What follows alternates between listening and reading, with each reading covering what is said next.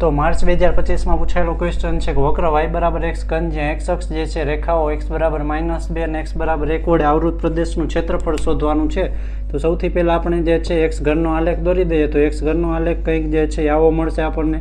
એમાં x બરાબર જે છે -2 પાસે એટલે કે અહીંયા અને x બરાબર 1 પાસે, તો આ પ્રદેશનું ક્ષેત્રફળ આપણે આવૃત શોધવાનું છે। તો એક પ્રદેશ અહીંયા મળે છે અને બીજો પ્રદેશ અહીંયા મળે છે, તો આનું ક્ષેત્રફળ જે છે આપણે શોધીએ તો ક્ષેત્રફળ બરાબર I1 + I2 થશે અને ક્ષેત્રફળ ક્યારેય જે છે ઋણનું એટલે આપણે માનાંક આપી દઈએ છીએ।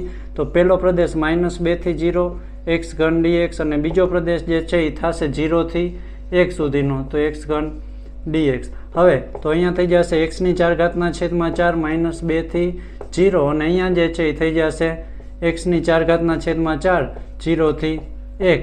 તો જ્યારે આપણે 0 મૂકશું તો થઈ જશે 0 માઇનસ, હવે -2 મૂકશું તો એ 16 થશે +/4 પ્લસ અહીંયા જે છે આપણે 1 મૂકશું તો 1/4 અને માઇનસ અહીંયા 0 મૂકશું તો થશે 0। તો અહીંયા જે છે ચોકે ચોકે 16 એટલે કે -4 આવે છે અને અહીંયા આવશે 1/4।